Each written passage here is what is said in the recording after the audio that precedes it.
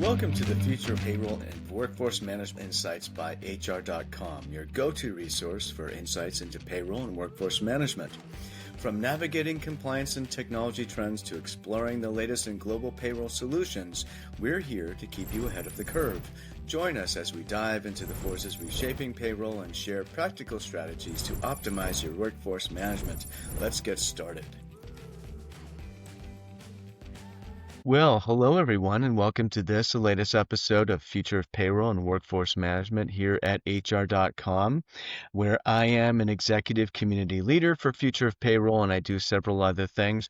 But enough about me. Today is about our guest, Dennis Hill, Ph.D., who is chairman of the board, president, and CEO of IHRIM. Welcome, Dennis. Well, good morning, good day. How are you doing, Brent? Absolutely. I'm doing great. Thank you very much. And I want to thank you for being a guest today on the podcast. We have a very, excuse me, very interesting topic to discuss or surround AI and the HRIS and labor displacement and all that kind of stuff. It's on top of mind for a lot of people these days. Um, but I like to start off with all my guests and just kind of ask this question because everybody in this space has a passion for the world of work. That's what I've learned. Um, what is yours? What gets you motivated day in and day out to do what you do in the world of work, Dennis? Well, Brent, my entire life has been spent trying to figure out what impedes us from operating smoothly. So I've naturally navigated towards integration of processes, not just interfacing, not just gathering and reporting on data, but how an item gets from A to Z, whether it's a customer order, an inquiry, however that might be uh, from beginning to end, and that often involves people, processes, practices, and products, which is what has, I guess, really driven me to my involvement with IHRIM, the HR Technology Association. Hmm. Yeah, that's really interesting. And there is that that need for workflow and all that kind of stuff and and it is interesting to look at process and how that affects us all. We're facing some interesting challenges, existential challenges, maybe, if you will, right? When it comes to AI, labor displacement in the age of AI and automation, which is what we're going to talk about today. Um, I know we're going to talk a little bit about just about the convergence of the AI and the HRIS specifically. So we're going to talk about labor displacement. You have some very interesting thoughts around this in general, but also we're going to talk about it localized to the HR profession and a few other things. So why don't we get down to business here? I have a question for you to really kick things off, Dennis. So what Okay. makes what makes this current wave of technological disruption driven by AI fundamentally different from those of the past in terms of labor displacement? Well, that's obviously the question itself is the answer. Yeah. Labor displacement. This is really the first invention of humankind since we started inventing things to alleviate or enable work. I mean, going all the way back to prehistoric man, that actually will displace labor capacity, not expand labor capacity. And that's not without controversy in terms of what I run into the last few years, because the scale of displacement from from AI will be felt mostly in fields that are fairly routine and task focused. But when we look at that, that's literally on a net basis, millions of jobs that will be literally eliminated. And we're not talking 10, 50 years down the road. We're talking in the next 3 to 5 years, largely because AI is also the quickest or most rapid adaptable and adapting technology people are engaging with today. I mean, more so than anything. And this comes on the heels of COVID, right? I mean, the pandemic had its own impact in terms of shaking up the way we work and the future of work. And there's the ripples in that are still being felt today. And no sooner do we conclude the bulk of that crisis than in 2022, AI goes mainstream. Yeah. And now it's the Wild West. Everybody's homesteading, trying to figure out, is it a chat GPT? Is it a Claude? Is it a Perplexity? Is it, any particular day of the week, you've got new versions of the same software coming out with new enhancements. So it's the Wild West. But in light of that, those pioneers that are out there, there's going to be strewn, as there was in pioneering the Wild West, a lot of bodies, a lot of people who are just completely unskilled and incapable of making this adaptation. And in some cases, there's no adaptation. The jobs are just gone. In fact, it's estimated that 40% of the employers right now in the US expect worse workforce reductions where AI will automate the tasks entirely. And I think that's low. I think that's 40% of employers who um, may or may not be engaging AI. I think it's much higher for the organizations that have already started investing in AI. So, wow, I feel like we just heard a truth bomb here. Um, it's interesting because before we get to the HR professional specifically and the Hmm. AI's impact on the HRIS and a lot of the sort of transactional work that HR people do or oversee, right? But help me help us understand. I've heard, and I'm sure listeners as well, viewers are thinking, well, organizations like the WEF told us just a few years ago that a lot of jobs would be eliminated, but it would create new jobs, even more new jobs that we don't even know what those jobs are yet. And just to so that in and of itself, in a vacuum, looking at that statement, you wonder, well, how do they know that? How do you know that? Right? I mean, just I don't know. Um, but then you think about there are jobs today that we didn't even know would exist 10, 15, certainly 20 years ago. So that is a thing. But how is this going to be different? I agree with you, but I think it's worth just sort of elaborating a little bit on this point. That's a great insight, and I do follow the Economic Forum and what they publish. Their new report this year is talking about a net 2 million jobs actually being created Yeah. by 2030. And I just think that that's really, I don't know where that broad paintbrush is coming from, because let's look at the last major disruption, which was 25 years ago when the PCs really hit around Y2K. And e-commerce was coming in at the end of the 90s. And we had, in the United States, peak labor participation of 67.5%. Mhm. I'm rounding it, so it might be 67.2. But the point is, it was 67 and a fraction percentage of participation, labor rate, compared to today, which is 62.5%. That's a 5% range change down. Wow. Those jobs didn't just disappear. Those jobs were also impacted by COVID, where we saw just incredibly devastating numbers, but that all came back in the first year or two following COVID. The difference is that we were writing code to update old programs from a 2-digit year to a 4-digit year. And all of that investment, I'm just using that as one example. Lots of programmers were hired. Offshore development really surged in India and China and elsewhere. Um, we do not have that requirement with AI. AI is really operates independently of human intervention. Yeah. And we're still cutting our teeth on this. So I don't know where these new jobs are that they expect. In fact, even the World Economic Forum has come out and said that that the heavier losses will be in white collar jobs, Yeah. because we're still going to have to build centers to handle the data centers, the power power plants, sorry about that, the power plants to power the AI revolution and all of this stuff.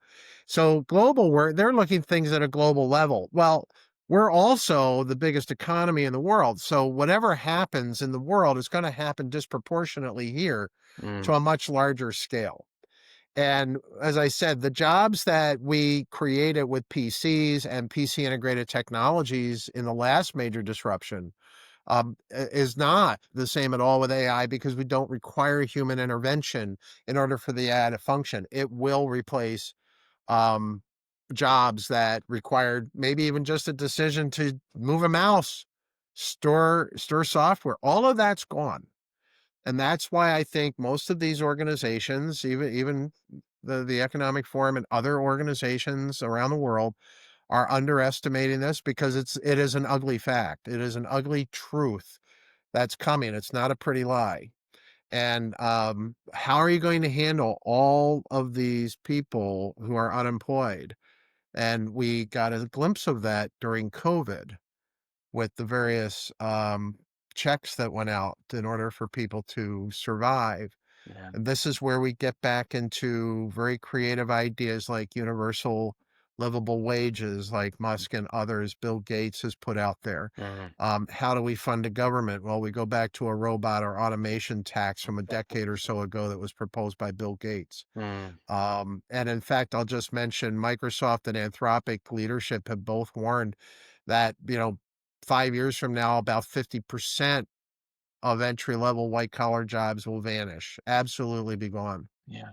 It- So I would rather take the bad news mm. and plan more positively than wait for it to manifest and then react It, in it, crisis. sorry to interrupt, but I mean, you've made my mind is racing. You've made me think of all sorts of things, and we're gonna, and one, so just as an aside, I just would like to bring up here is that, that is that's a clear and present sort of danger or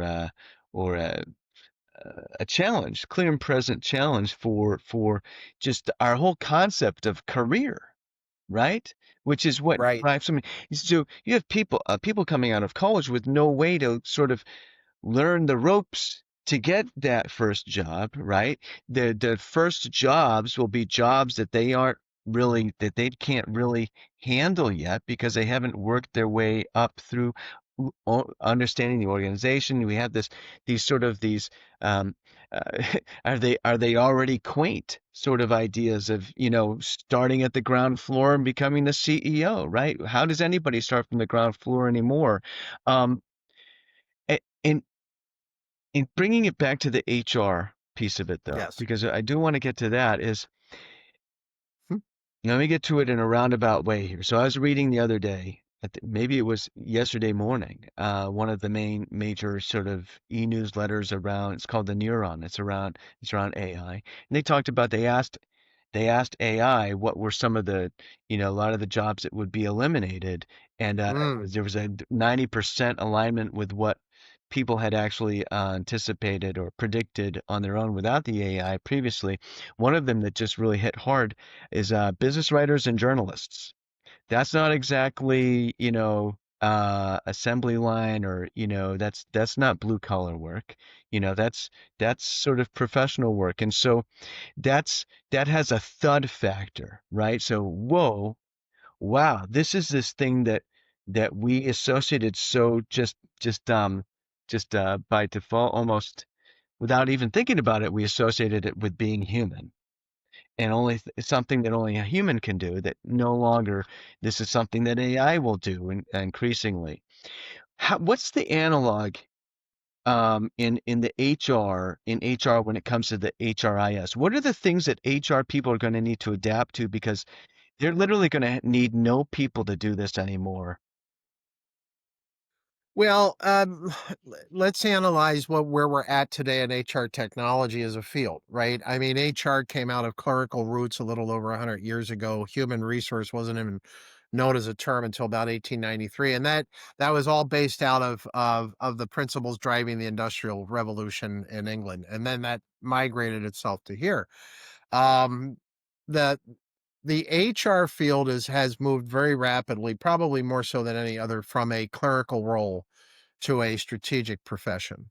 And that's why certifications are important, because university curriculum in business just can't dive deeply enough into undergraduate level courses to really prepare a person with a Bachelor of Science in Human Resources. Mm. So you get you get a more generalized education.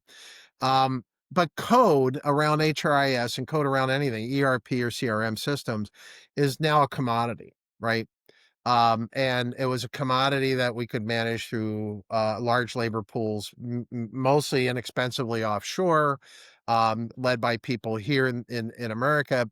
When we look at the HR technology impact on the HR field, nothing has moved, I think, until COVID, slower in terms of technology adoption. HR people just don't jump at change, Yeah. even when faced with perhaps even their jobs, because there is a natural level of protection there that goes into doing things as we've always done them, because it works, it's compliant, we've never had a problem, but it doesn't make you an effective competitor in a highly competitive labor workforce. You have to know today as an HR person that all communications are marketing communications. If you're going to attract the talent you want, you're competing, and you need to make that messaging very clear. As an HR person, technology has to be able to adapt to your hybrid workforce, some of whom might work quite remotely and in a different way than what we've done with offshore relationships. You could be working at a Starbucks cafe or some other place.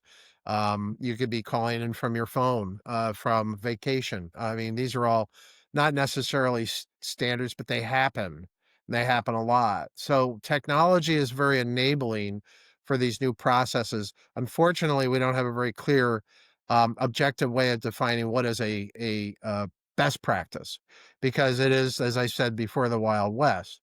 So the HR career track is now going to require not just technical literacy, which is what we've accepted in the past, or even a technical savvy on an informal level, like, oh yeah, I play with my computer at home and I'm really great at doing macros in Excel, blah, blah, blah, but actual technical fluency.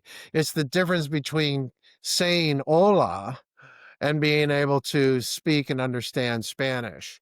You really need to be fluent technically, almost to the extent that HR information management becomes a STEM field. I mean, it's been driven by data analytics over the last 15 years or longer. Performance matters. Remember, the very first question that came out with COVID was who's essential and who's non-essential. That, without moving yourself or your company into legal jeopardy, required some sort of objective basis.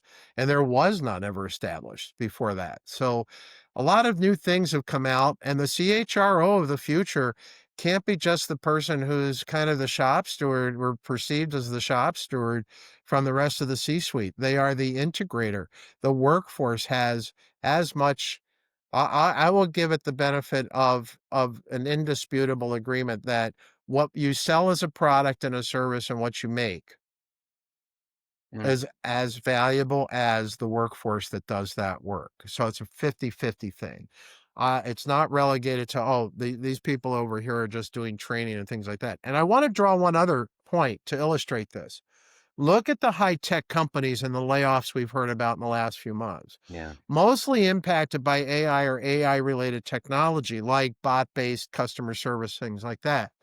But there are serious layoffs of very skilled developers out there, software test people and so forth, that are being replaced right now with this technology, Yeah. which suggests that this isn't just a matter of taking a couple of courses and upskilling. While you can generate a prompt, and anybody does that. That's why I say it's the Wild West. You can generate any kind of prompt you want, but the design, the architecture, the integration, and the security aspects that are really based in human wisdom and experience, that's what's going to drive the HR field more strategically than anything else. And for exactly the same reasons that we're seeing over here in the technology vertical. You made me think. You really made me think here, because this is so fascinating, because we really need to sort of just divorce ourselves from quickly from this idea of sort of transactional work. Um, we've done transactional work as human beings since before recorded time, and it's just this thing that we need to get away from. And I'm thinking about, within the context of HR, because we hear about this and I've even said this myself, HR needs to embrace a strategic attitude, a strategic mindset ASAP, yesterday, because all of that other stuff that HR needs to do is going to be gone in terms of actual labor to do, is going to be displaced by AI sooner than way sooner than we think. So now it gets me thinking, okay, what's an entry level job for a human being in that entirely new calculus? Do we have larger strategy teams where we have sort of entry level strategy people who are contributing just their ideas, their perspectives, and you have the hierarchy of the strategy, and then the CHRO takes that all in and then integrates it into the organization. I'm just kind of spitballing right now, but that to me is very, very, very interesting to contemplate. Well, that's a tough question because it's so dependent on things that are subject to even further innovation. It isn't that we're going to have this steady state now of everything's leveled out like we did with the PC, and then we had a little faster processors and a little more upgraded operating systems, that sort of thing. This is a completely different continuous evolutionary process. So when we look at the impact on the workforce itself, um, task level disruption, Mm, super high. Probably 80% of US workers, I'm just going to focus on US because of the size. yeah.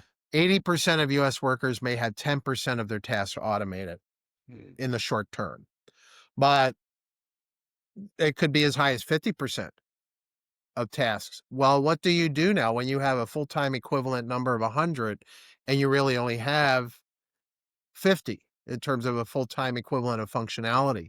yeah. Labor intensity really drops at that point, right? So even with job growth, say in AI adjacent fields, the capacity or human hours needed per unit output is expected to decline sharply, Mm, particularly in administrative, data entry, even legal support, mid-level professional roles, all evaporating before our eyes in plain sight. Now, I know I sound like Chicken Little running around saying the sky is falling. And believe me, I've been accused of that because I've been saying this long before now. I've been saying this yeah. for decades, Mm, that the impact of AI is so dramatically different from any other technology. And when I first started talking about it, we didn't have things like we have today. We didn't have agentic AI. yeah. We didn't have any of this. We had expert systems built around very simple knowledge models. And this is in the 1980s. But it hasn't changed. Innovation is the unpredictable here. It's an unpredictable predictor of the future. Quantum, let me give you one that's really radical. Quantum computing. Yeah. When we learn to make quantum computers in high yields, which is where the semiconductor industry ultimately had to get, where we're not just creating 1,000 chips in order to create one that works Yeah. or an environment that does that, right? Because we have environmental issues and so forth and power issues. That will change everything like we're seeing right now in AI. Yeah. We're cutting our teeth with AI. So within 3 years, we can see 30% of routine tasks completely automated. And I'm being conservative. You'd invite me to dinner and we'd have a safe conversation. Up here, I see the potential of much more drastic reductions in that, depending on how innovative the new tools are that are coming out and how well applied they are by people who have the experience to really deploy them. Yeah. I think by 2030, I've said this before, millions of jobs will be displaced on a net basis. It's not that AI adjoining stuff is going to catch up, because it isn't. People went into electrical engineering for the last several decades because they thought they'd all be designing new chips. Yeah. But in reality, only 5% of electrical engineers trained to do that work actually do work in that field. Yeah. The rest of them are doing testing and assembly and so forth like that. We're seeing exactly the same kind of thing now with AI.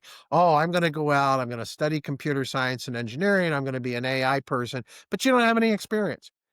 You had no wisdom on which to base your engineered prompts. It's going to be another almost resettlement like we saw after COVID. Remember, they couldn't hire anybody. Nobody wanted to come back to work. So people were unretiring. They were bringing back people who could. That was a great movement. We're going to see the same thing here with people who have the wisdom, having built ERP systems, CRM systems, HCM solutions over the last several decades, coming back just to have their knowledge picked to develop these large prompts that are going to create the new software. And then I'm going to say it, the youngins, the people who are new in the field, can sit there and develop the prompts that actually allow the software to maintain itself. Those types of roles are still there. They're going to grow even in the AI space. But some executives are foreseeing up to 50% loss in entry level knowledge roles, completely half the jobs. And that's translating into 10 to 20% of unemployment in heavily impacted sectors, certainly here in the United States. It's a lot to think about. It's a lot to think about, and we could probably talk about this for several hours. We do have about a half-hour long podcast, and we're right at the end here. Dennis, any sort of parting thoughts in terms of this whole thing for the audience to sort of ponder? Well, this is so big. It has not escaped, I think, the people who are the captains of industry and the leaders in government. My involvement with advising certain groups in those sectors even in recent days, it shows that there is concern about how to handle a workforce that has been really mothballed. And how do we think about society in general? And there's lots and lots of different points of view on that. I'll simply say that little pieces of knowledge like monetizing the asset side of the balance sheet for the Treasury is maybe part of a solution that's coming that will redefine how we even consider income in this country and how we work with that. I think the opportunity for brilliance is there. I think America has always rewarded exceptionalism, no matter what the political flavor of the day is. We still produce more Nobel laureates than any other country in the world, even though you'll see statistics that rank our educational system relatively low compared to other countries. But that's because we test everybody in this country. In the other countries, they only test the brightest.